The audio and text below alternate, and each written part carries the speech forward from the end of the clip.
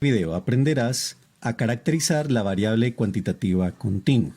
Una variable continua es aquella que puede tomar cualquier valor en un intervalo que ya está predeterminado. Entre dos de los valores siempre puede existir otro valor intermedio, susceptible de ser tomado como valor por la variable continua. Ejemplos. El peso de una persona puede pasar de 71,6 kilogramos a 71,57 kilogramos o 71,571 kilogramos. Todo depende de la exactitud de la balanza que se esté empleando. Ejemplo número 2. El puntaje obtenido por un grupo de estudiantes que desea ingresar a una universidad. Tercer ejemplo, las ventas diarias de una panadería, entre otros. Veamos a continuación un ejemplo donde vamos a caracterizar la variable continua. La siguiente información muestra las ventas diarias de una panadería durante el primer mes del año. Se registraron 30 días en miles de pesos. Es decir que este 102,3 significa 102.300 pesos. Continuamos. Organizar los datos en una tabla de frecuencias para la variable continua. Lo primero que vamos a hacer es hallar el rango de la variable. Para hallar el rango, que lo vamos a simbolizar con la letra R, tomamos el menor de los datos. Entonces buscamos en la matriz cuál es el menor de los datos. Lo llamamos y mínimo, para este caso es 64,6, no hay un número más pequeño. Ahora buscamos el mayor de ellos, que en este caso es 290,5, no hay uno más grande. Y estos dos valores los vamos a restar para hallar el rango. Entonces la fórmula es y máximo menos el y mínimo, será igual, primero ubicamos el y máximo, 290,5, menos el y mínimo, 64,6. Y la resta de estos dos números nos da 225,9, que va a ser el rango que vamos a emplear para el resto del ejercicio. Paso B. Luego, determinar el número de intervalos, que lo vamos a anotar con la letra M. No hay manera única de hacerlo, todo depende de la investigación que se esté desarrollando. Algunos usan la siguiente fórmula. Utilizamos 30 porque es el número de datos. M es igual a 1 más 3,3 multiplicado por logaritmo natural de 30. Bueno, ¿cómo aplicamos esta fórmula? M es igual a 1 más 3,3 por el logaritmo de 30. Ahora tomamos M igual a 1 más 3,3. Hallamos el logaritmo de 30, esto lo hacemos con la calculadora, este logaritmo nos da 1,48. Ahora m igual a 1 más 3,3 por 1,48, eso nos da 4,9. Ahora sumamos 1 más 4,9 y el resultado es 5,9. Como estamos hallando el número de intervalos, este número debe ser entero. Este valor se aproxima al entero siguiente, m igual a 6. Luego la variable tendrá 6 intervalos. Siguiente paso. Hallamos la amplitud de cada intervalo usando la siguiente fórmula. Amplitud es igual al rango dividido en el número de intervalos, que fue el valor que hallamos previamente. Amplitud igual a 225,9 sobre 6. Y entonces esta división nos da como resultado 37,65. Pero en vista que nuestros datos tienen un solo decimal, pues vamos a dejar un solo decimal. La idea es entonces aproximar por exceso, teniendo en cuenta cómo son los valores de la variable. Aproximamos entonces la amplitud a 37,7. Y este número lo vamos a emplear para el siguiente paso. Determinar los intervalos. Son m, según el paso B, 6 intervalos.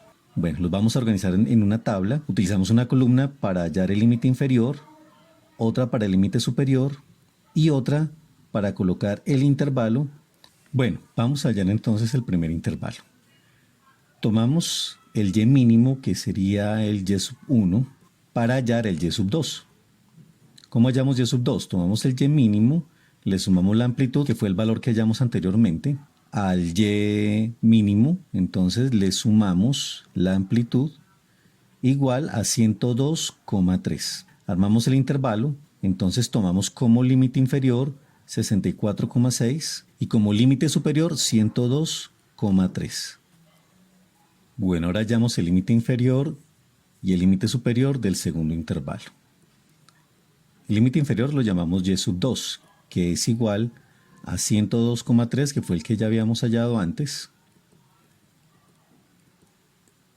Y sub 3, que sería el límite superior, igual al y sub 2 más la amplitud, es decir, tomamos el y sub 2, 102,3. Ahora le sumamos la amplitud y esa suma nos da 140. Para armar entonces el intervalo tomamos primero y sub 2, que es 102,3. Y ahora para el límite superior el 140. Este procedimiento se sigue usando recurrentemente para hallar los demás intervalos. Bueno, pasamos al tercer intervalo. Hallamos y sub 3, que es igual al valor que nos dio acá, 140. Ahora hallamos y sub 4, que sería el límite superior de este intervalo, igual a y sub 3 más la amplitud del intervalo, que es igual a 140, y sub 3, más la amplitud, igual, esta suma nos da 177,7. Para armar el intervalo, entonces, tomamos como límite inferior 140, como límite superior 177. Bueno, ahora miramos el siguiente intervalo.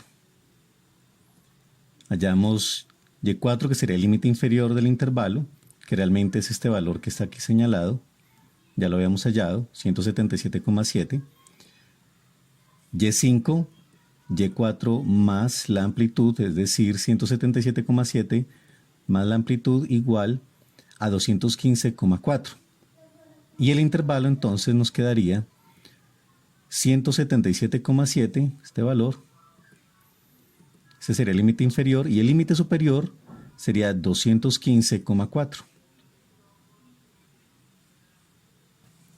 Bueno, ahora hallamos el límite superior del siguiente intervalo. Entonces tomamos primero el límite inferior, que es este valor. Hallamos y6 igual a y sub 5 más la amplitud del intervalo. Tomamos nuevamente 215,4, le sumamos 37,7 y esa suma nos va a dar 253,1. Bueno, armamos el intervalo con el límite inferior 215,4. Ahora ponemos el límite superior con el 253,1. Y aquí queda nuestro siguiente intervalo. Bueno, ahora hallamos el último intervalo. Y6 se halla utilizando el resultado que nos dio anteriormente, 253,1. Y7 se halla sumándole a Y6 la amplitud del intervalo, es decir, 253, ese mismo valor, más 37,7, el mismo que hemos sumado anteriormente, igual a 290,8. El intervalo entonces nos queda de la siguiente manera. El límite inferior, 253,1. El límite superior, 290,8. Y ahí tenemos nuestro último intervalo. Hallamos las marcas de clase.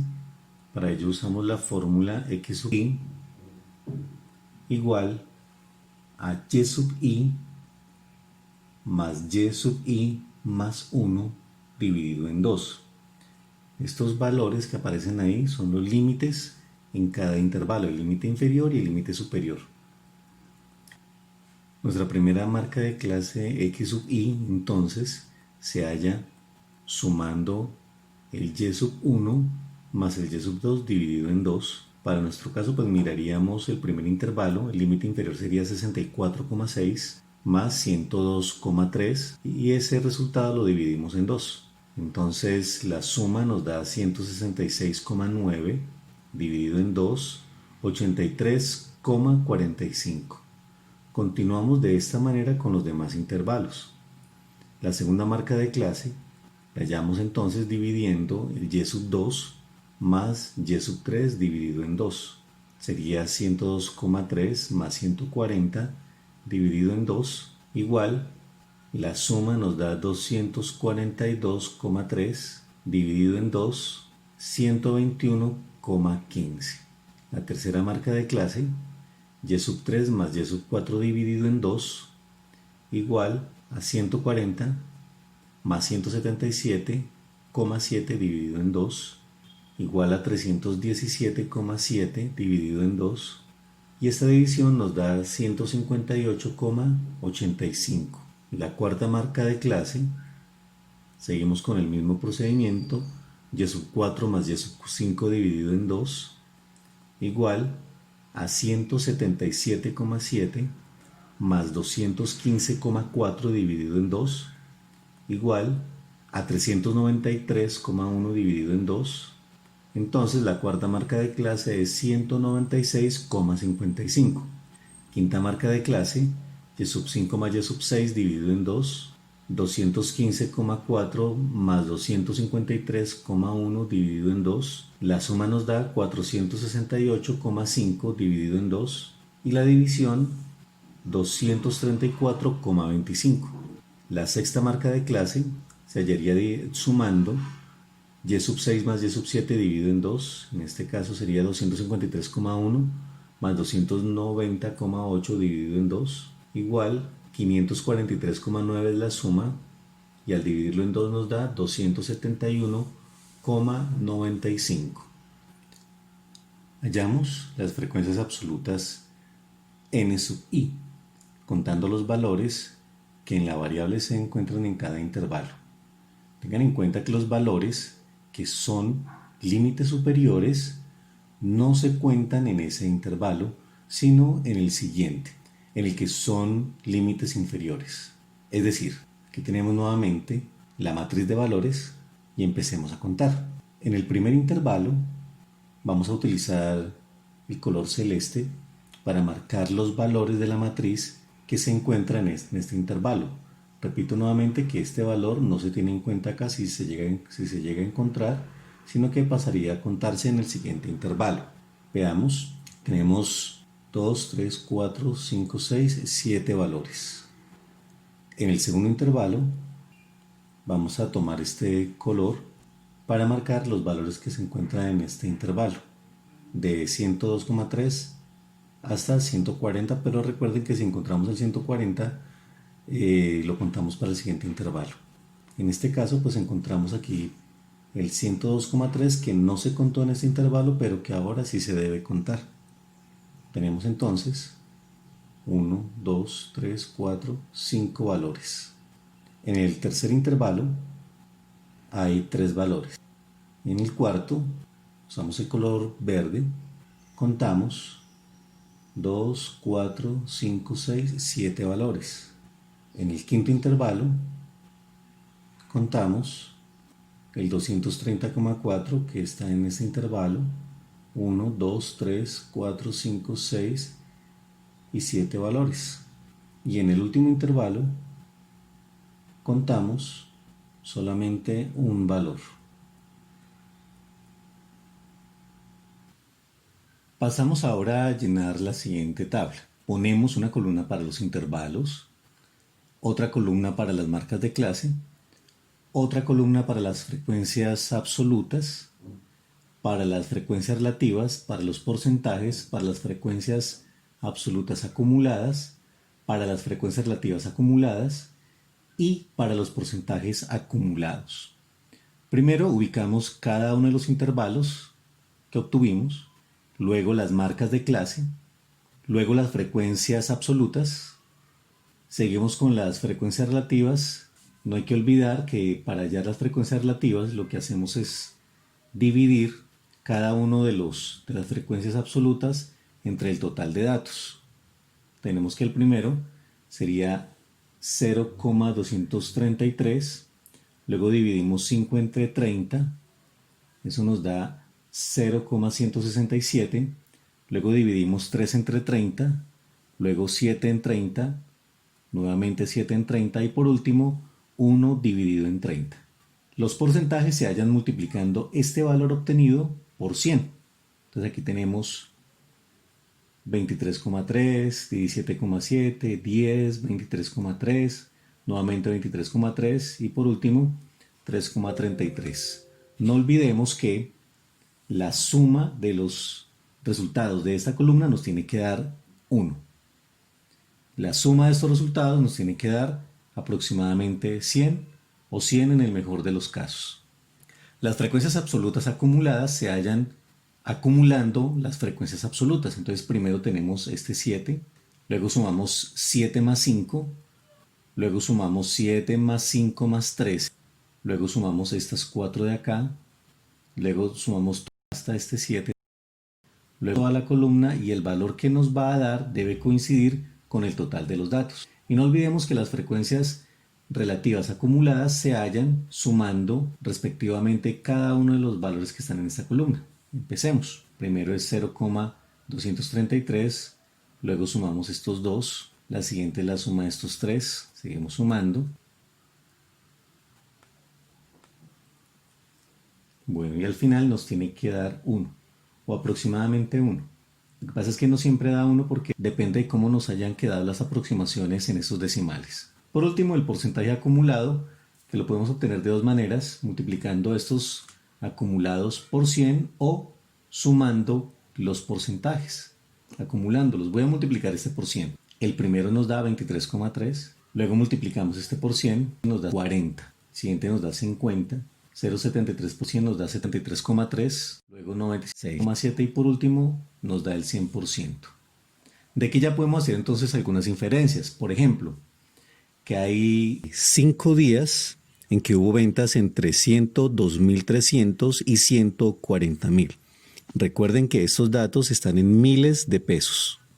Que durante el 10% de los días hubo ventas entre 140.000 y 170.700 pesos. Este valor, como ya es un acumulado, nos indica el número de días registrados y que hubo ventas inferiores a 215.400 pesos o que a lo más hubo una venta de 215.400.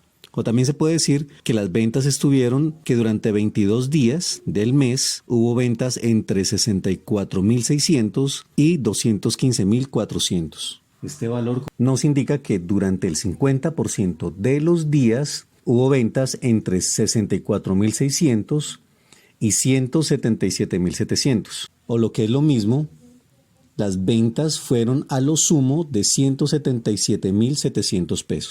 De igual manera, este valor nos indica que durante el 50% de los días se obtuvieron ventas por debajo de 177.700 pesos. Bueno, aquí pues apareció otro decimal, 0,23%, pues nos daría 23%. Sin embargo, hay que tener en cuenta que aquí pues hay más decimales. Lo mismo pasó acá y lo mismo pasó acá. Bueno, y con esto finalizamos con la caracterización de la variable cuantitativa continua. Muchas gracias.